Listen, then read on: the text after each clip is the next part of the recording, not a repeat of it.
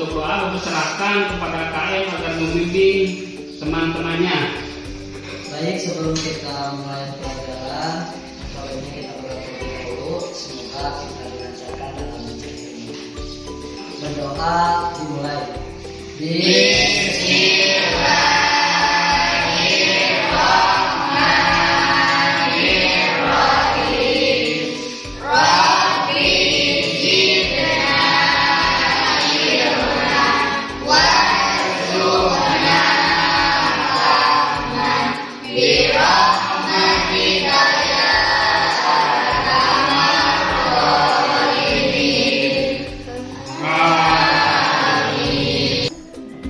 Bapak akan mengabsen terlebih dahulu untuk mengecek kehadiran kalian di kelas 11 IPA ini.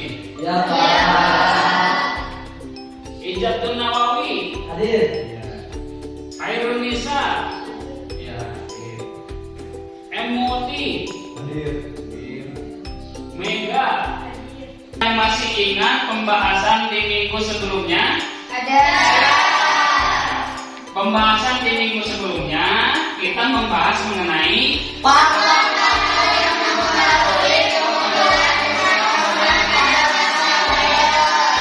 ya, betul, itu faktor-faktor yang mempengaruhi kemunduran. Nah, itu sebutkan poin-poin apa saja yang berkaitan dengan faktor-faktor yang mempengaruhi kemunduran umat Islam pada masa. Ada yang masih ingat? Oh ya, betul. Coba sebutkan. Yang pertama, faktor akidah, yang mana umat Islam semakin jauh dari Al-Quran dan Hadis sehingga umat Islam terjerumus ke dalam bid'ah, khurafat, dan syirik. Ya.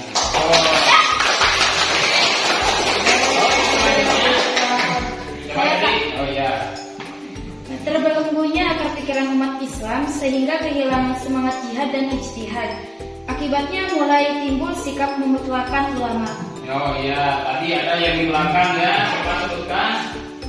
Umat Islam tidak mandiri dalam bidang ekonomi. Akibatnya umat Islam hanya menjadi bangsa yang konsumtif. Ya betul, itu. Terus nah ini laki-laki. Coba perwakilan satu. Umat Islam tidak bisa menemukan prioritas seperti urutan kepentingan yang harus dikerjakan. Oh iya betul. Bapak memiliki video untuk memotivasi agar kalian semangat belajar. Nah, begitu juga ada keterkaitan dengan materi, diantaranya adalah Bapak akan menyajikan langsung dari tokoh pembaharuan Muslim di Indonesia. Artinya, coba kalian simak di sini.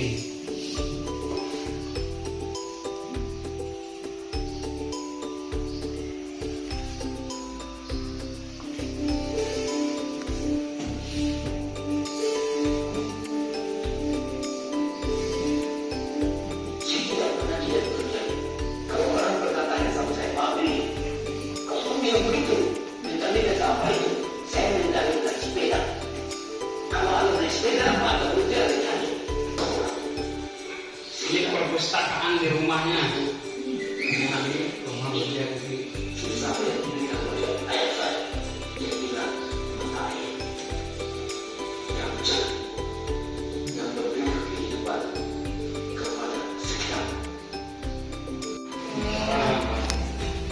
Dari video motivasi tadi, Bapak ingin mengetahui apa pesan yang bisa kalian ambil daripada video Habibie tadi?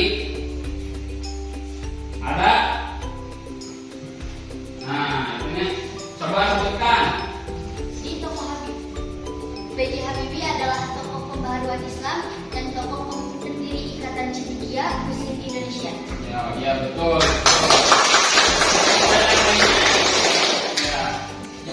Dia juga sebagai tokoh penemu dari gertakan pesawat, bahkan bisa dikenal juga di Indonesia itu dengan teori Habibie.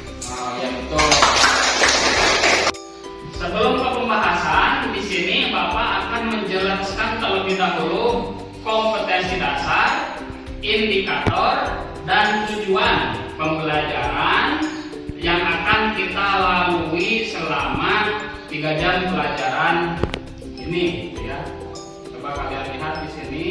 Di sini kompetensi dasarnya adalah menelaah perkembangan Islam pada masa modern, karena menjelaskan faktor-faktor yang mempengaruhi kebangkitan umat Islam, menganalisis faktor-faktor yang mempengaruhi kebangkitan umat Islam. Tujuan pembelajaran daripada pertemuan kita sekarang ini adalah menganalisis faktor-faktor yang mempengaruhi kebangkitan umat Islam pada masa modern. Setelah tadi Bapak menjelaskan KI, KD dan tujuan pembelajaran. Nah, di sini ada IPK yang harus kalian capai. IPK di dalam pertemuan kita sekarang itu adalah berapa? 75. Betul. Nah, yang selanjutnya untuk mengejar IPK tersebut, Bapak di sini akan memakai metode atau model pembelajaran discovery learning. Nah, kita sekarang masuk pada kegiatan inti. Di sini Bapak akan membahas mengenai faktor-faktor yang mempengaruhi Kebangkitan umat Islam pada masa modern, yaitu dari tahun 1800 sampai sekarang. Langkah selanjutnya, setelah Bapak jelaskan tadi mengenai tema yang akan kita bawakan sekarang beserta dengan modelnya, Bapak persilahkan kepada kalian untuk membentuk kelompok yang sudah ditentukan sebelumnya. Ya, silakan kalian membentuk kelompok masing-masing.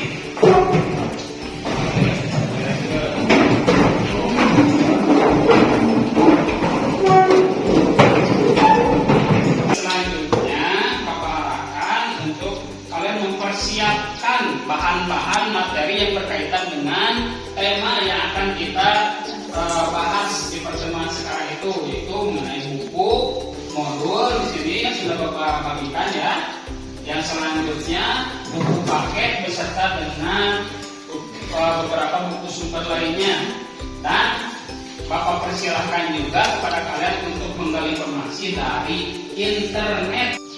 Seperti biasa, sebelum kalian berdiskusi di sini, Bapak menyediakan lembar kerja untuk kalian isi sebagai pedoman berdiskusi dengan kelompoknya masing-masing. Nah, ini Bapak bagikan.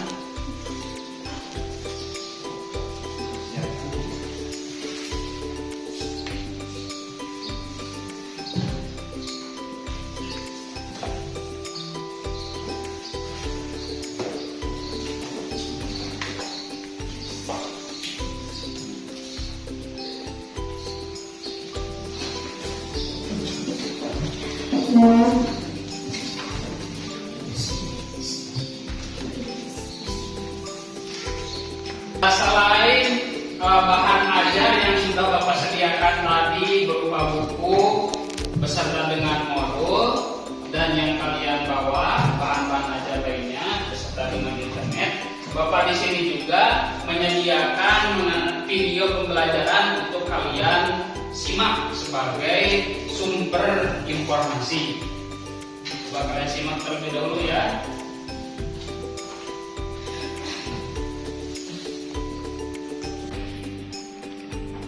Assalamualaikum warahmatullahi wabarakatuh. Nama saya Heri Rahmayani, mahasiswa PPG Uni Maulana Ibrahim, Malang tahun 2022. Di sini saya akan membahas mengenai faktor-faktor yang mempengaruhi kebangkitan umat Islam pada masa modern tahun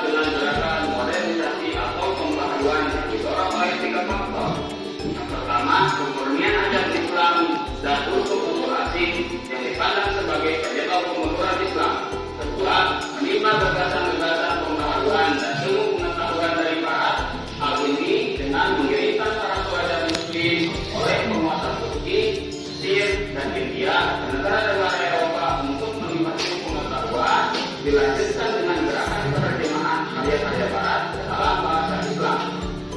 Tiga, kondisi perjalanan Di pertemuan awal masih awal kejayaannya, Islam itu dibagi menjadi tiga. Pada masa klasik itu pada masa kejayaan, selanjutnya dua pada masa awal pertengahan, pada masa kemudahan, dan ketiga pada masa modern. Ini yang kita bahas itu pada masa modern. Dari video tadi, video sumber belajar, Bapak harapkan kalian mencatat poin-poin penting yang berkaitan dengan pembelajaran kita sesuai dengan LKPD yang sudah Bapak bagikan, ya. Nah itu untuk menambah sumber informasi yang akan kalian dapatkan. Silahkan kalian diskusikan dengan kelompoknya masing-masing sekarang ya, sesuai dengan petunjuk yang ada di LKPD tersebut. Ya, coba.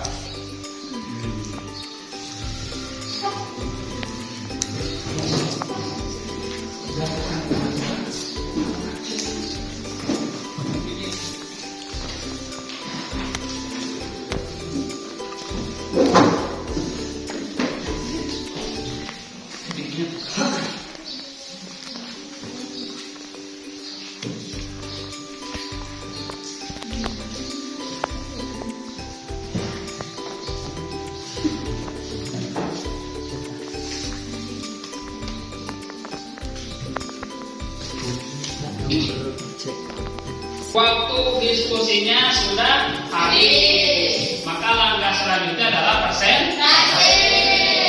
Untuk presentasi sesuai dengan urutan kelompok, berarti dari kelompok 1 terlebih dahulu maju ke kelompok 2, kelompok 3 dan kelompok 4. Untuk kelompok 1, Bapak persilahkan untuk mempresentasikan hasil diskusinya. Assalamualaikum warahmatullahi taala wabarakatuh.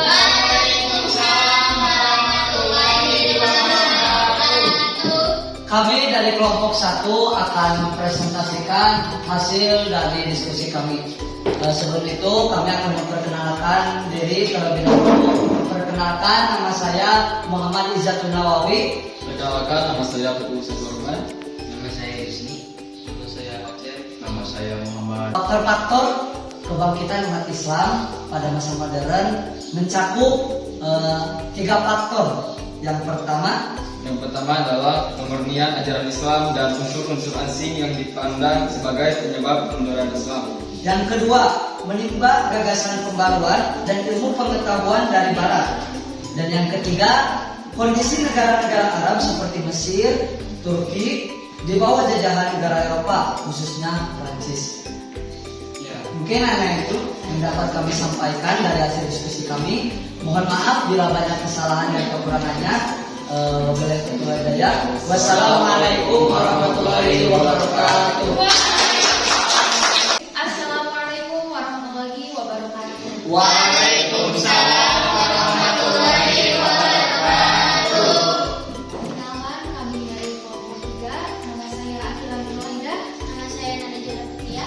Nama saya Nisa. Nama saya Niran Sari.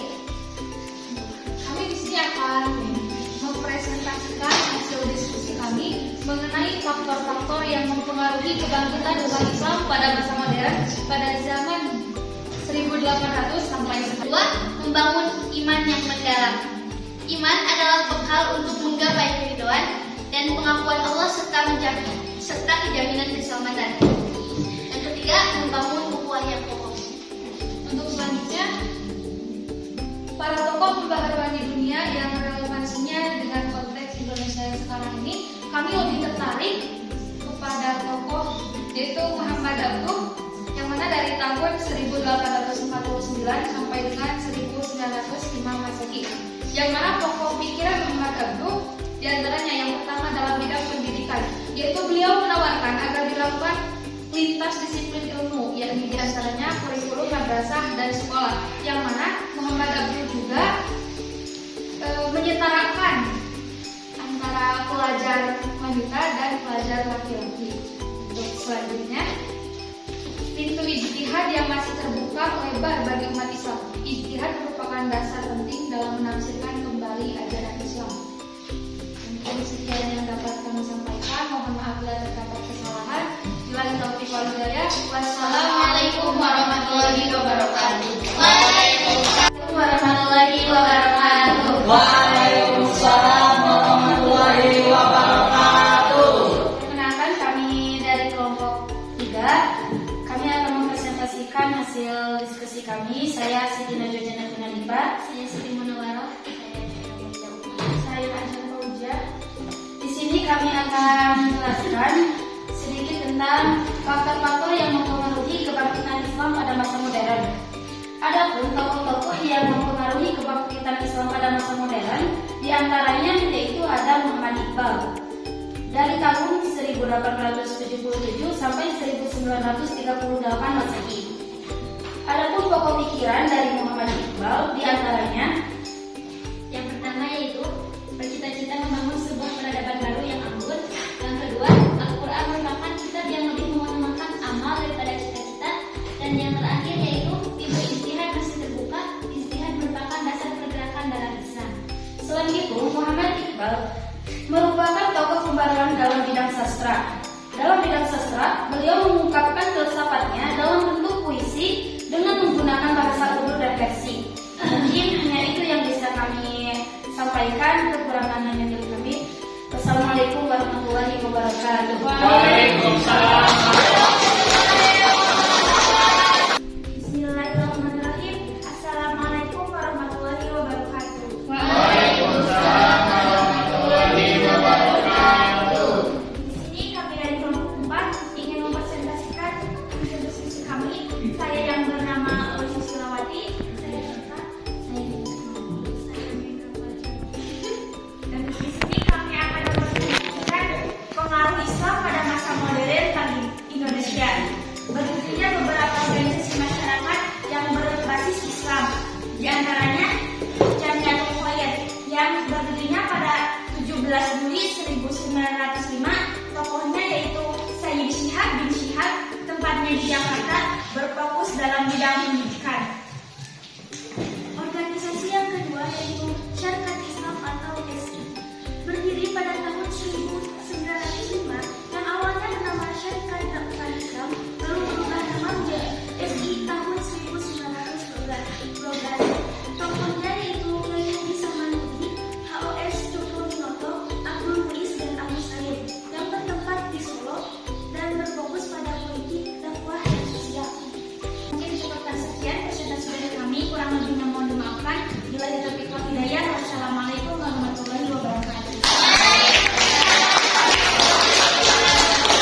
Setelah kita tadi berdiskusi beserta dengan tadi sudah dipresentasikan, maka langkah selanjutnya adalah coba kita ambil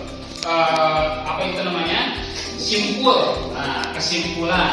Nah, Bapak mencoba menggali dari tiap-tiap kelompok, coba cari apa kesimpulan dari materi yang kita bahas sekarang ini. Nah, coba kelompok 1. Mungkin dari presentasi tiap kelompok, Pak, tentang faktor-faktor kebangkitan umat Islam pada masa modern itu dapat disimpulkan bahwa menguasai ilmu pengetahuan dan teknologi yang dilandasi dengan agama yang kokoh akan mengantarkan kemajuan umat Islam di masa yang akan datang. Untuk selanjutnya dapat kita simpulkan, setelah mempelajari materi tentang peradaban Islam pada masa modern, dapat kita ambil manfaat pembelajarannya. Di antaranya yaitu mengkaji Al-Quran, hadis, dan ijtihad para ulama sebagai fondasi untuk membangun peradaban umat Islam yang rahmatan lil alamin di masa yang akan datang.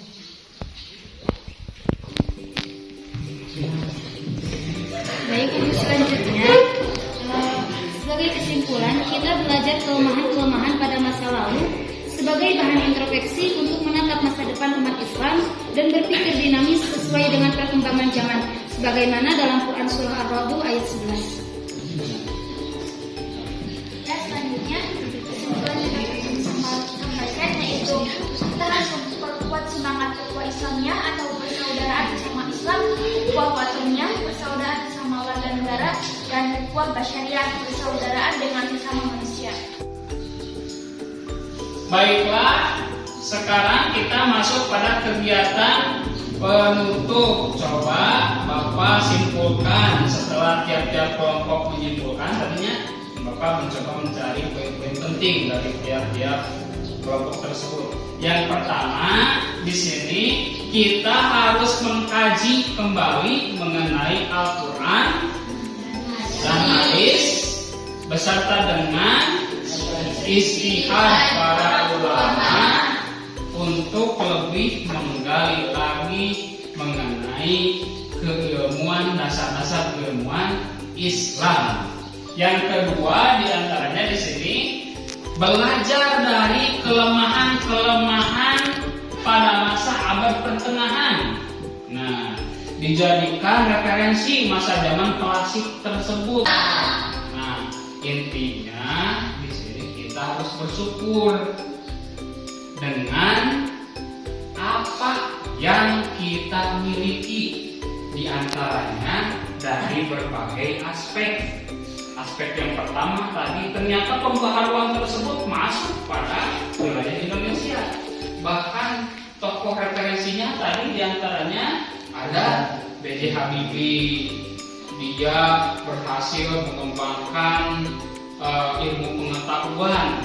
Bahkan menurut pengakuan daripada B.J. Habibie sendiri, ilmu pengetahuan saja tidak cukup sebagai bekal hidup, tapi harus dipadu-padankan dengan ilmu pengetahuan agama. Bapak ucapkan terima kasih kepada tiap-tiap kelompok yang sudah bekerja sama, begitupun juga sudah mencari poin-poin penting daripada faktor-faktor yang mempengaruhi kebangkitan umat Islam.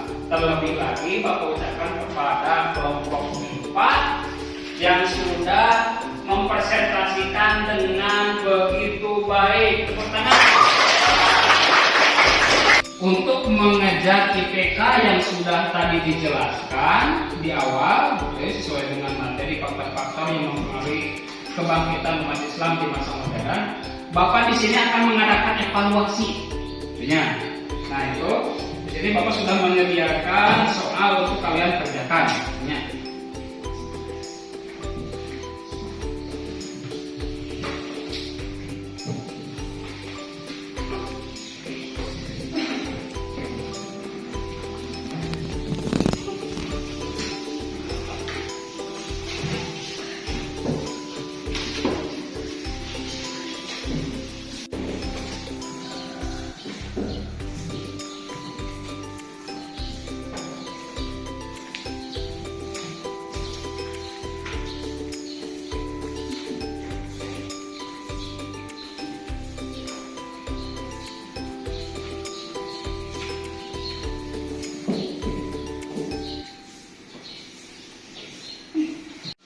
Bagi yang sudah, silakan kumpulkan lembar jawabannya ke depan. Untuk jawaban di sebelah sini, soal itu. Semua jawaban sudah terkumpul. Sekarang Bapak akan memberitahukan materi di pertemuan yang akan datang. Di pertemuan yang akan datang, kita akan membahas mengenai hikmah mempelajari perkembangan Islam di masa modern. Itu ya, agar kalian mempersiapkan diri di rumahnya masing-masing. Kemarin sudah ada catatan-catatan pertemuan pertama sampai dengan pertemuan ketiga. Maka hikmahnya bisa kalian cari sendiri. Nanti kita gali bersama-sama. Oke ya? Alhamdulillahirrahmanirrahim, pembelajaran telah berakhir. Untuk kegiatan penutup, maka kita berdoa terlebih dahulu. Untuk doa Bapak serahkan kepada kalian untuk membimbing teman-temannya. Ya. Alhamdulillah, proses kegiatan belajar mengajar sudah selesai. Mari kita tutup dengan pembacaan hamdalah bersama-sama.